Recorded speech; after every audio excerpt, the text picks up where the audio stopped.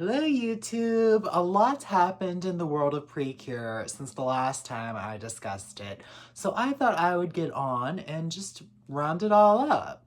There's been a lot happening in wonderful Precure, and we also got a little other news from a series in the past. Where I left off my discussion of wonderful Precure in my last anime roundup, we had the egg still unhatched. Well, the egg hatched and we got Nico out of it. You might recognize that name from the Nico Garden. Yes, this Nico is the creator of the Nico Garden. It's an adorable little unicorn mascot fairy, and I would say her personality is similar to that of a pop idol. Nico walks the fine line of being cute and adorable, but also being super powerful and godlike. It makes total sense that the cute-eating animals would want to praise the ground that Nico walks on, but in the same breath, I would also want a plushie of Nico to go with Kurun over here. But Nico has definitely been a fun addition to the team, and her presence is always enjoyable. I really do especially like the idol aspects of her personality. I think she's just so fun and quite a breath of fresh air. Not too overbearing or overpowering though. Her presence also answers a lot of questions we've had about the series up before her introduction, so I think she ties everything together nicely. She lends her powers to the Cures for the new group attack Eternal Kizuna Shower. This debuted the diamond ribbon designs for the Cures.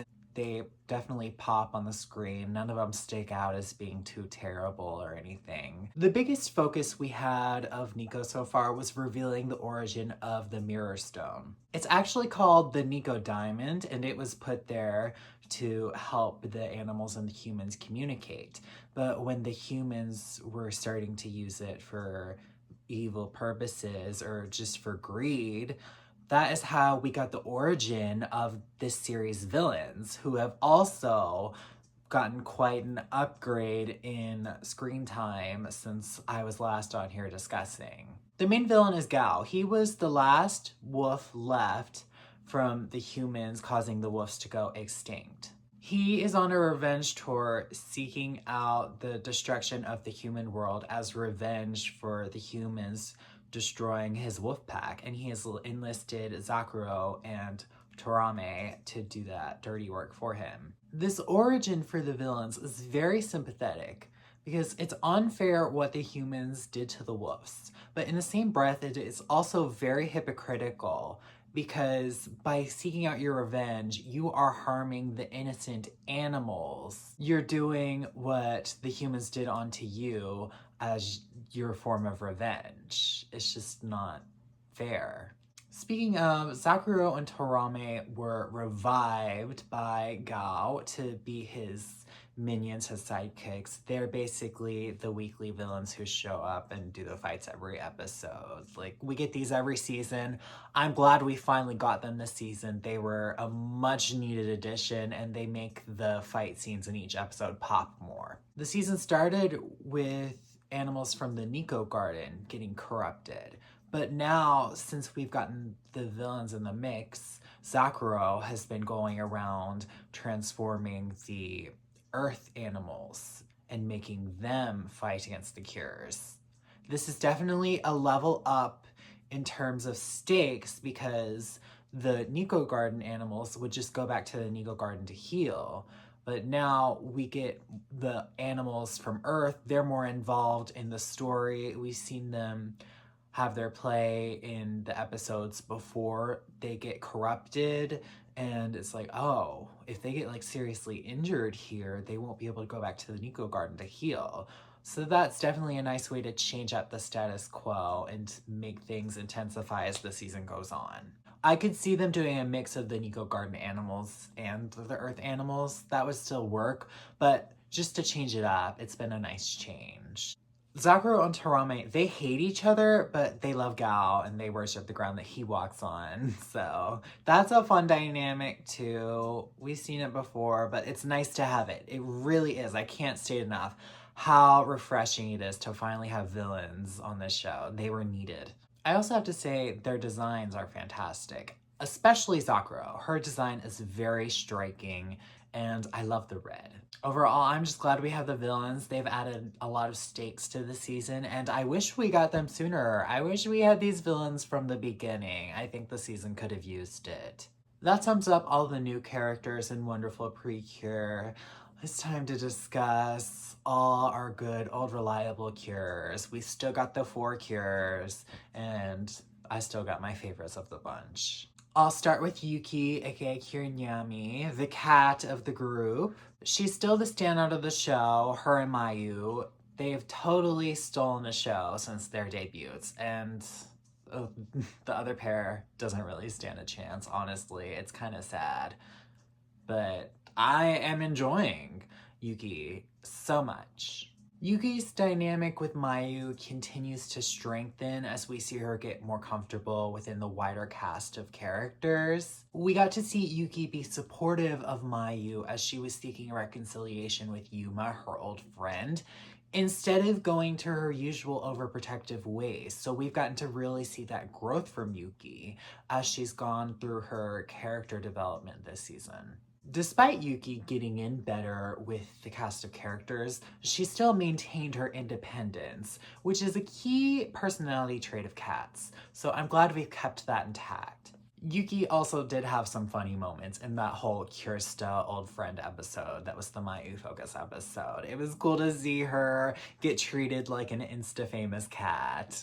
This last episode, though, it was a Yuki-focused episode where we got to see her branch out on her own. She did all the human things she was always curious about, and we got to see her befriend the local cats who formed their own little posse, and they all keep up to date. Yuki got in that fold too, so look at her going out and making friends. The highlight of the episode was by far seeing Hironami. She transformed into a cat toy. It was so outrageous, it was so absurd, but I'm obsessed with it. They found a lot of fun ways to make the fight scenes more engaging with these various power-ups. So while they're not doing as much of the hand-to-hand combat punch, they have found ways to make it interesting. It was a struggle at the start of the season, but I'm fine with it. I'd still love some hand-to-hand combat. I really would, but they're making the most of the situation we have this season where they don't want to fight the animals, and that's totally understandable. But next season, I better see them making up for this lack of hand-to-hand combat, because I miss it. I do miss it. It's a great part of Precure. But I'm fine for now. Like, we wouldn't, I don't think a normal season of Precure would have us seeing a cure transform into a cat toy. And that is just fantastic. Moving on to Mayu, aka Cure Lillian, she had a nice focus episode. It was the Kirsta episode where she made Yuki a social media cat star. But she also was having conflicting feelings about her old friend Yuma. This episode was pretty much about Mayu wanting to reconnect with Yuma and to make amends for the falling out that they had. Instead of what Mayu would have done at the beginning of the season, which is go hide in her room and avoid confrontation at all cost, we got to see her actively wanting to go out and make amends with Yuma. There were a lot of incidents that made that harder to happen, but Mayu was seeking it out, and it really did show her character growth. We even got to see Yuma's perspective, and it revealed that their falling out stemmed from the insecurities that they both had. So it was nice to see them make amends, and I think Yuma was a great one-episode character and really helped stamp in Mayu as a character. It really highlighted Mayu's growth. Mayu and Yuki, they are still the best of the best this season. They could be some all-time cures, quite frankly. They are just that good. Switching gears to the other duo, I will first start with Iroha, aka Cure Friendy. And she finally got a focus episode. And it was the 1000th episode of all episodes. I was waiting so long for this episode. We finally got it. It was everything I hoped it would be. I was so sad in my last anime video where I just really had to complain and be like, gosh, what are we doing with Iroha here? Like, what's happening? There's nothing going on here. I can't do this. She's a main cure. She needs to have something. In this 1000th episode, we also got Hirogara Sky cameo. Shout out to those girls. It was fabulous. Oh, and Guy. And Guy. But it was a trip to the zoo, and this episode gave us the origin of why animals are so important to Iroha. She got to see Sakura, the elephant, again, and it's revealed that she'd long been visiting this zoo, and Sakura was her favorite animal. This episode repositioned Iroha as a character who was lost in the shuffle to a character who spotlighted the main focus of this season, as she truly represented the love of animals that this season is about. I would say Iroha, of anybody now, is the most crucial character in this season because of what she represents. There were hints of it before this episode, but this episode really cemented it, and now it can't be confused. This is what Iroha is. This is her story. So before this episode, I was still like, what am I supposed to do with Iroha? She's nothing here. But now I am back to loving Iroha, and she is fantastic. They also doubled down, though. After this episode, we saw an episode where it was Iroha's parents in the focus. And of course, that gives us more light into Iroha herself. So it's like 1-2 punch. Iroha, finally. I love it. I love that we finally got this. This season, it's fixing a lot of the flaws that I point out quickly after I point them out. I'm grateful for that. So while this season did start off rocky, I'm kind of feeling like, hey, maybe as we get towards the end, it's just going to keep getting better and better. So we'll see. I still got one more cure to talk about, though. Komugi, aka Cure Wonderful, the lead cure this season. While Iroha rebounded as a character, I'm still left wondering what's Komugi got to do. She's completely lost in the shuffle. On the season, she's supposed to be a lead cure. She's lost in the shuffle. She shares some of Yuki's comedic qualities as the animals of the team. They have a fun cat-dog dynamic. Komugi has great dynamics with the entire team, and she's still showing off all her dog-like traits, similarly to how Yuki, a lot of her personality is defined by her cat-like traits. But one thing Yuki has that Komugi lacks is character growth. This is still the same Komugi we met in episode 1. She's simply just the positive and energetic dog. I think she lacks the human complexity that has been found with Yuki. And it would be fine if Komugi was just a sidekick dog, but you're the lead character, and we do see you as a human at times. We do see you as a lead cure. So how are we supposed to care? We're people. How are we supposed to connect with you as a person if you're not showing any of the complexity of a human? She just has all her dog personality. I need to see more. So we got Iroha back on track, and I'm happy with how she's doing as a character now. Next, we gotta get Komugi back on track. She's gotta. It's not good right now. It's really not. What's she doing? It's not dragging down the season for me. Like, I'm fully enjoying the season right now, but I don't want the lead cure to rank so far behind the other three. That would just be sad. I've said all I need to say about the show, but I do need to talk about the wonderful Precure movie that dropped. So if you don't want to hear that, here's your warning. You might have noticed there might have been one character, well, I guess two, that I didn't discuss in the show section itself, Satoru and Daifuku. Despite being the trustworthy sidekicks in the show, and they've consistently stated that I've enjoyed them in the show pretty much the whole time. These two finally got their time to shine in the movie, and they had Cure transformations of their own. Now, I have not seen this movie, so I can only comment on the theoretical happenings and what I've seen and what I know. I know they are cures. I know we get Daifuku in a human form, and I know what their costumes look like. I think making them movie cures is a good compromise. As I just outlined, the show is still struggling to balance its four main cures. It couldn't handle anymore. It really couldn't. The show just has too much balls that is juggling. You can't throw in another. In the same breath, though, Satoru has been an invaluable cast member supporting the cures. And Daifuku is just adorable, and hello, he's attached at the hip to Satoru too, so hey, you want to give them some props somehow.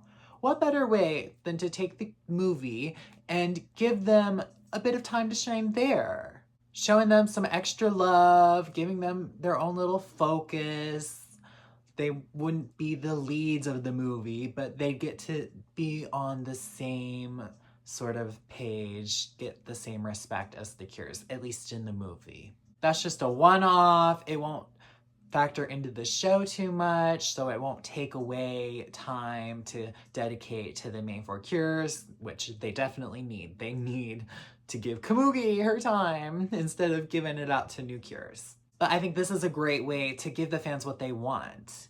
I love Satoru, and Daifuku, just adorable. So I'm happy that they get their time to shine in the movie, and I can't wait to watch it. I can't wait to see them get in the action and fight. But the show just can't handle it right now. Back to my point, this is a great way to compromise, and this allows the show not to be overstuffed with cures. I appreciate that the effort was put in to give Satoru and Daifuku their time to shine, because it'll be nice to see. Hopefully it's well executed in the movie itself, but I like that they're attempting it. Now the cure designs. They're basic, not bad, but basic.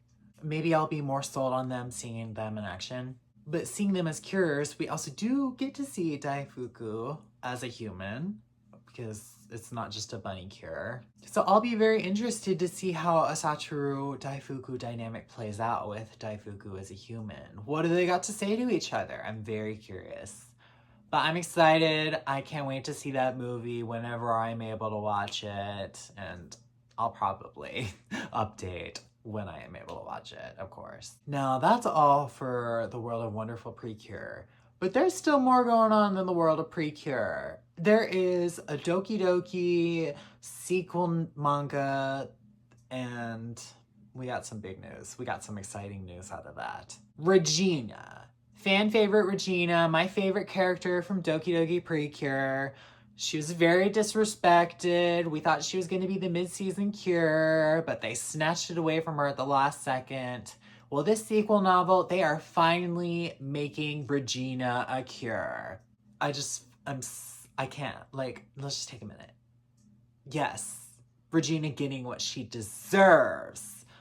The fans needed this. I needed this. I needed this for Regina. We're righting the wrongs of Precure past. Her design mixes together the colors we saw her going back and forth between red and purple, good and evil. She also appears to be aged up, I believe. So I guess they'll be doing that to kind of match with Cure Ace. I don't like the design at all. I don't like any parts of it. I don't like the aging up and aging down of a cure, and the execution of the two colors. It just kind of looks sloppy to me. But that can't take away my excitement and how happy I am that this exists. I don't know if I'll ever fully be bought into Doki Doki Precure because I was just so burned by it. But this is a good step towards me coming around on it. And I can't wait to see what comes from it. I'd love to get Cure Regina animated. Please, yes. But that's all for what's currently going on in the world of Precure. Exciting times. There's been a lot going on. Wonderful Precure has sure picked up. I might pick up the Doki Doki manga. You never know. But I will certainly be back and I will give more updates on whatever's happening in Precure. So stay tuned. Until next time, bye.